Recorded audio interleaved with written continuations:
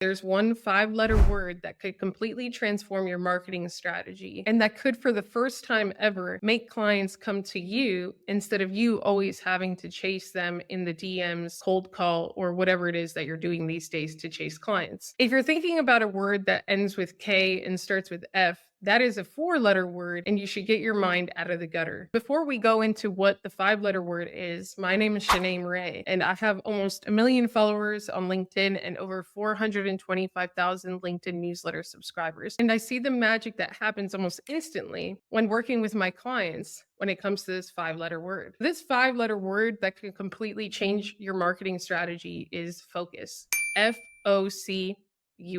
And to have a marketing strategy where the core is focus, I want you to just ask yourself 3 very simple questions. The first question is, what is the one goal that I want to achieve with my marketing strategy within the next 90 days? This goal should be aligned with your business goals, with the top priority that you have in your business.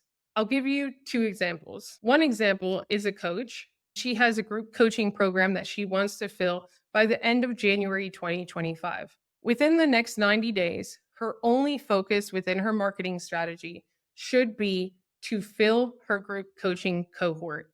Everything from every single post to every single email to every single live that she does, the one goal should be, does this post, does this live, does this comment, does this conversation get me closer to filling this group coaching cohort? Another example, let's say that you just want to fill your one-on-one executive coaching spot. You have the capacity for 3 more executive one-on-one coaching clients. Over the next 90 days, the only function of your marketing strategy is going to be to fill those spots. This brings us to question number 2, which is, who do I need to create content for to achieve this goal with the least resistance? The 4 key words here are with the least resistance. You don't want to make this difficult for yourself. You don't want to fight a tsunami every single day. And I will paint the picture for you. Let's say that a coach, she wants to fill again her group coaching cohort by late January 2025. Then what this person would do is audit who has joined her group cohorts in the past, especially the top 20% performers. And she would hone in on the first few problems that she helped them solve. I see this disconnection a lot. Clients will start working with me and they'll say, my goal is to fill a group coaching cohort by late January 2025.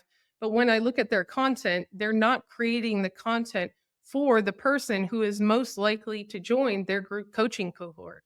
I also see the opposite, where they want to prioritize, let's say, B2B workshops, B2B consulting, or just high ticket executive one-on-one clients, but they're creating content for beginners who do not fit their ideal client profile, who don't have the resources to pay for whatever it is that they're selling, and who do not have the same problems, who are not resonating with their content because it doesn't speak to them. Content, and whether people find it useful and whether the right people find it useful when you share it or find it relevant when you share it, really comes down to understanding who it is that you're creating content for, what their problems are, especially the first 3 problems that you help them solve, and where you can provide them the greatest help compared to your competitors. So I want you to really ask yourself, is all of your content that you're currently creating speaking to that one person? And if it's not, then why not? Part of the resistance that I see sometimes from founders and CEOs when we get to this point in an audit is, oh, but Shanee, I can't leave everyone else out. Oh, I'm leaving everyone else behind, and that's not fair. Because one of the byproducts of evolving in business is really evolving who it is that you serve. And I understand that. But that's where free content, let's say on YouTube, or just resources that you put out can come into play.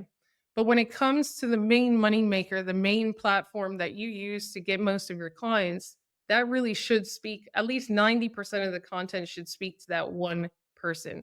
And I want you to get a piece of paper and write down the first 3 problems that that one person wants you to help them solve, because those are a lot of the things that you should be addressing, sharing useful content around in your marketing strategy. The third and final question to ask yourself to determine whether focus is at the core of your marketing strategy is this: where's the one place that I am going to lead my viewers, my readers, my audience to, and the right audience to? I see a lot of times where someone may want a B2B contract. It's their number one priority. They're speaking to the companies and then they're sending them to an ebook or to some masterclass where that buyer is just more likely to get on the phone with them and to want a consultation. The opposite is also true. Usually, just for higher ticket offers in general at a lower volume, you're probably going to want to lead to a consultation. There are some minimal exceptions to this, but usually if what you're selling is over 5K, it should go to a consultation. Now, whether there's an on-demand training or video that they may watch prior to booking with you is a different story, but just know that you should lead them to an offer or a free offer that aligns with the paid offer that you're trying to sell them. It would make sense for me to fill a group cohort with a webinar or with a group masterclass or in a group setting because they are going to continue in a group setting. But a lot of the times when I'm dealing with higher level CEOs, my executive clients, they don't have time to come to a 3 or 4 hour challenge or 2 hour webinar. And so they would just prefer a call. When you're looking at your marketing strategy, make sure that the one place that you're leading them to aligns with the one goal and aligns with the one person that you are speaking to. And this is something that you should really reevaluate almost every 90 days, because when you fill that group coaching cohort or you don't have capacity for any more one-on-one executive clients, the one goal may shift. And when that one goal shifts, the person that you are speaking to in your content may also shift, as well as the call to action. So I hope this helps. Go get your next best client. Ciao.